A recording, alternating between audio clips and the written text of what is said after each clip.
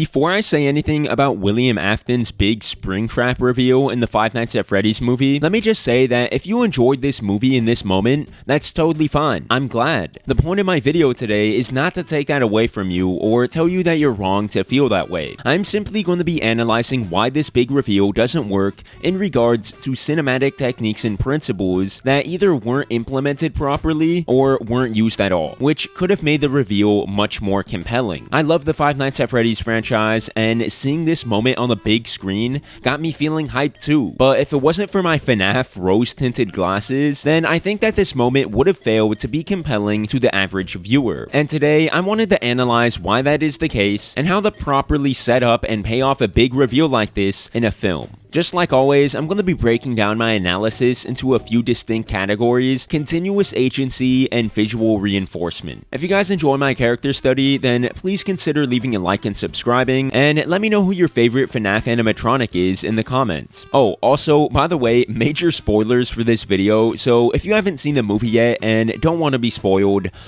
why did you even click on this video? Like, seriously, how was I not going to talk about major spoilers with this review? Get your head checked and get out of the video. With all of that out of the way, let's jump into the first category. What makes a big reveal or final encounter feel like the most important moment in a movie? Why should our main antagonist, in this case William Afton, be more intimidating than the rest of the cast? Why should a scene with him have more tension than usual? Some may be quick to point out that he should be a big deal because he's the killer of the children and of Mike's brother, and that he is the rumored golden bunny that we have seen occasionally and heard of throughout the movie. But to me, one of the biggest problems with Afton's reveal is the character of Afton himself, and his lack of continuous agency during the film. In order for me to properly explain my point here, allow me to define the word agency. Agency in a movie is basically having power or influence over certain characters and events, being a catalyst for plot points in the movie. And it is at this point that some of you may be like, Ghost Host, what the barnacle are you talking about? William Afton is the catalyst for the whole movie. Like you just said, he was the one who killed the children, he killed Mike's brother, and he gave Mike the job. He quite literally is the catalyst for the whole movie. And to that, I would say, I agree. William Afton is the man who Mike has been after this whole time. But you seem to forget the first half of my phrase here: continuous agency. Afton has tons of agency towards the beginning of the film, but then he almost completely disappears from the narrative entirely and is replaced by Mike's aunt, Vanessa, and the spirits of the children haunting the animatronics, who are the ones responsible for practically all of the plot progression for the rest of the film. One of the main reasons that this scene where Springtrap first appears on screen doesn't work as well as it could have is because we have not seen Springtrap do anything for a majority of the film. For example, in The Dark Knight, Joker is constantly involved with beats of the story, constantly making things happen. He is the one who kills Rachel, turns Dent into Two-Face, puts a ticking clock on Batman by killing people every day he doesn't reveal his secret identity. When Batman finally comes face to face with the Joker,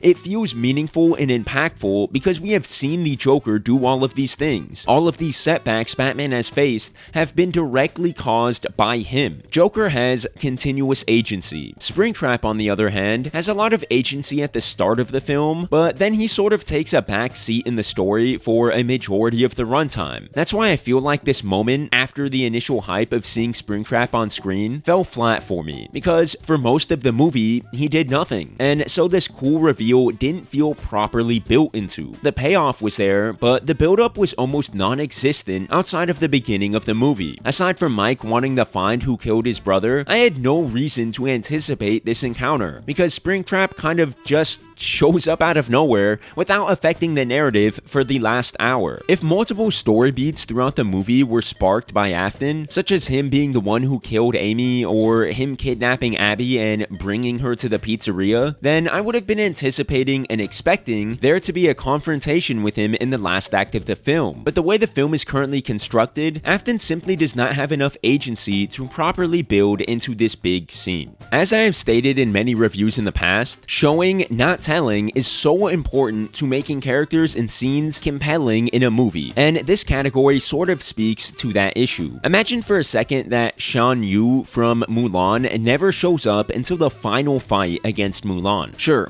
we hear about his conquest and the name is thrown around a few times, mentioning him as the main bad guy, and maybe there's even a drawing of him somewhere in the film, but we never actually see him until the final few minutes of the movie. Would that final fight against Mulan be nearly as compelling or as tension-inducing if we were just told about how much of a threat Shan Yu was and never even actually saw him until the end? No. And that's because visually reinforcing something is instrumental to having it stick in the audience's mind. And this visual reinforcement is something that is very lacking from William's character. Now, I know some of you are going to argue that he is visually reinforced through the drawings on the wall, Vanessa's picture, and the Golden Freddy drawing in the dirt, but that is not necessarily the type of visual reinforcement I am talking about here. What I think could have made an encounter with Afton so much more anticipated and intense is if the audience would have been able to see glimpses of him scattered throughout the movie. Perhaps he could have been hiding in the background of a shot, or maybe Mike sees a bunny outline in the darkness, thinking it's Bonnie, but then he looks to the show stage and sees that Bonnie is still there, only to turn back around and have the figure be gone. Spring Bonnie could have showed up in the Fazbear training video, or in one of Mike's dreams. Just something to where the audience can know that this entity exists and is lurking out there in the pizzeria. The reason why I think that this visual reinforcement would play such a big role in making this reveal be so much more effective is because one of the main problems that I have with this reveal is the fact that we don't even know if Springtrap still exists, because we never see him until the end of the movie. The average audience member doesn't feel like this reveal or payoff is super impactful because practically all of the build-up into this encounter with Afton has been through dialogue or told to the audience. There are no scenes where this decrepit, withered golden bunny visually shows up to catch their attention and make them anticipate his return later in the film. What I'm trying to get at here is that without visually establishing that Afton is still wearing the Spring Bonnie suit in an earlier scene, the audience doesn't even know that Springtrap will show up later in the film, because there is no visual indication of that happening. Think back to the Shan Yu example from Mulan. The audience knows that this guy exists and is dangerous and ruthless because we see scenes of him doing things throughout the movie. The audience visually sees him and is anticipating there to be a final confrontation between him and Mulan at some point. The reason that encounter is compelling is because he's visually reinforced throughout the movie. All that I'm trying to say with all of this is that showing glimpses of Springtrap throughout the movie could have gone a long way in building up anticipation for this final encounter, since the audience would have known that this entity exists and is a threat. But the way the film is set up right now, those who aren't fans of the game might not even know that Springtrap was going to show up at all, which means that this hype moment of him stepping out of the dark hallway doesn't mean anything to them, because there was no visual build-up to this moment. Hopefully you all understand that I actually enjoyed the Five Nights at Freddy's movie and am a fan of the franchise, and my video is not made to diminish your enjoyment of this scene or this film. I simply wanted to point out some flaws that I saw with this scene's build-up in regards to film principles, and how if those principles were adhered to, it could have turned a scene that was hype for the fans into a scene that was hype for everybody watching the movie. If you enjoyed my review, then please leave a like and consider subscribing, and help me get to my goal of 10,000 subs by the end of the year. If you have any ideas for other movie review style videos that I can do, then leave them in the comments, and I'll catch you all on the next one. Have a great day.